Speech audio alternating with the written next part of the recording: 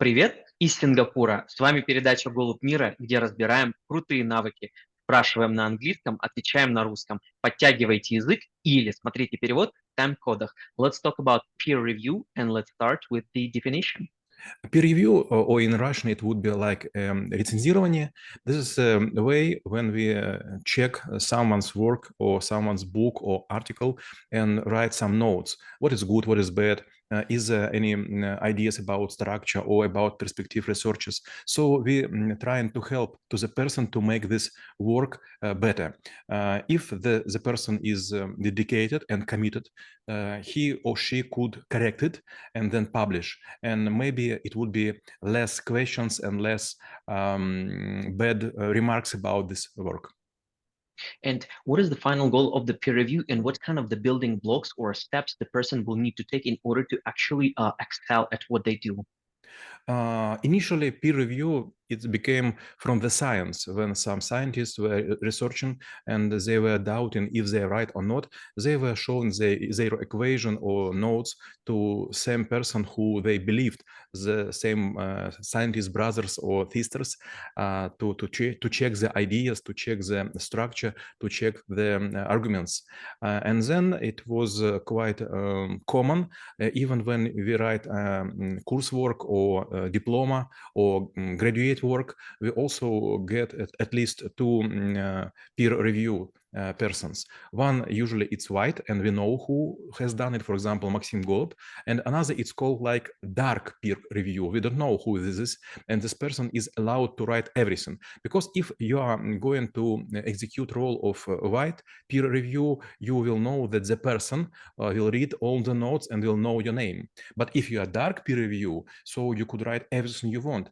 Yes, maybe you would be an evil person and you will destroy someone's life because you will write that this is nonsense, bullshit, and it doesn't work. It doesn't worth to be published. But usually, dark.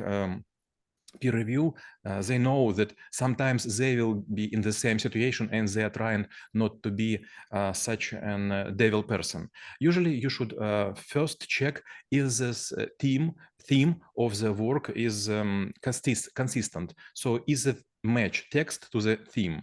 Second, if there are any new ideas, or maybe all of them were copy pasted.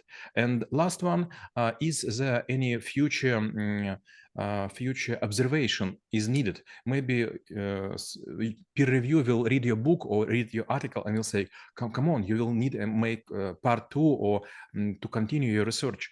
It should be wider and maybe deeper. And when it comes to the different levels of masters, what should be the approaches and the frameworks? And maybe I also could give an example.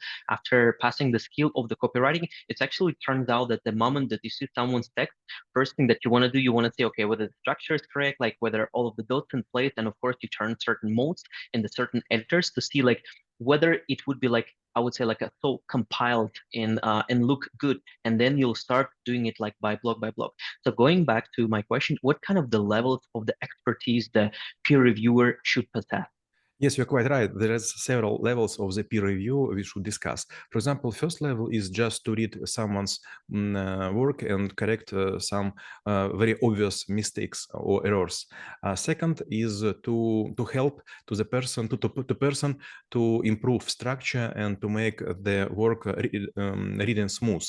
And the last one, when you're going so deep that you could discuss with this person how he or she could make this work better, and you will even write some notes. For example, let's look at this angle, check please this book. Maybe you will agree to have a quite short Zoom meeting and I will say my thoughts about what I have read. And when it comes to the things that people might be doing slightly better or doing it wrong, like for example, maybe giving a wrong context or anything else while doing peer review, what are they and how to avoid them? First, you should know such a thing like a mathematical logic. And when you are trying to write something, you should understand the structure of evidence of paths going through through your work. For example, you will say, I'm trying to discuss or try to review some kind of I don't know animals or maybe plants or maybe some fishes, and I am proposing new classification, and you will try to discuss what you're trying to put new in the science. And another person should follow your logic and check, is it correct, is it smooth, is it goes step by step, or is there any gaps in your thoughts? And if you find these thoughts, you should exactly write what was missing, or maybe what was put in Russian. There is a saying to put to the seam by taking by the ears, притянуть за уши. Right. Okay.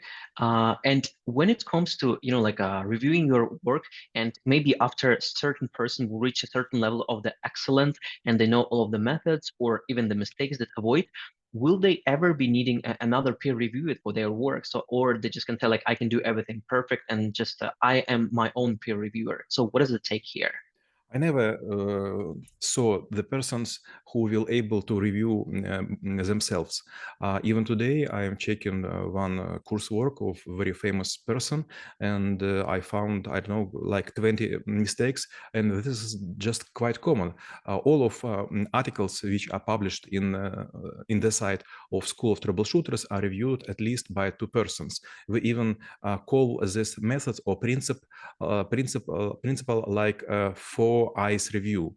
After one person, another should check. There is several reasons. One of them, if you write the text, you will follow by your eyes while reading it, and you will not notice your errors if you will check it in the same days. And usually people who write text, they are in hurry. They are trying to publish as soon as possible because maybe someone could be first to publish and they don't want to give up.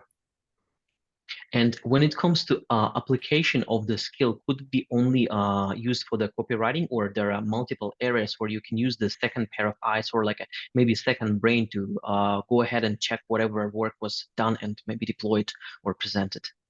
You know, this is quite common area to review when you write, for example, something for your site. You have news, you have team, you have some goods, you have some news, and if you will write just as usual person, not too much people will come from the search systems and go to read for large block of information you put in. So if you will ask someone to check, people will not find very obvious errors. If you will find some errors like a missed comma or maybe some other signs, you will see this person may be illiterate and you will hate to be on this side. Maybe this is a very young person and I am not pretended to be here. But if there are not too many errors, people will read until the end. So yeah, the idea is to make the text so appealing so that people don't really stop thinking about like what exactly and why they're reading. Last question will be, how about knowing the peer review would help to make this world a better place? There is several principles we use in School of Troubleshooters when we're trying to put text on the site or in the books. And some of them is novelty and respect. When you respect a person who you send letter or maybe your article or even book or coursework or diploma, you will try to read it for several times to help to be concentrated just on the purpose of the review, not about misspelling. So always when you find some mistakes on someone's job, you could be sure that no one care about this person. Поэтому важно думать о том, для кого мы создаем и проверяем работу. А мы рассмотрели навык рецензирования и чем он полезен именно вам. Всем мира!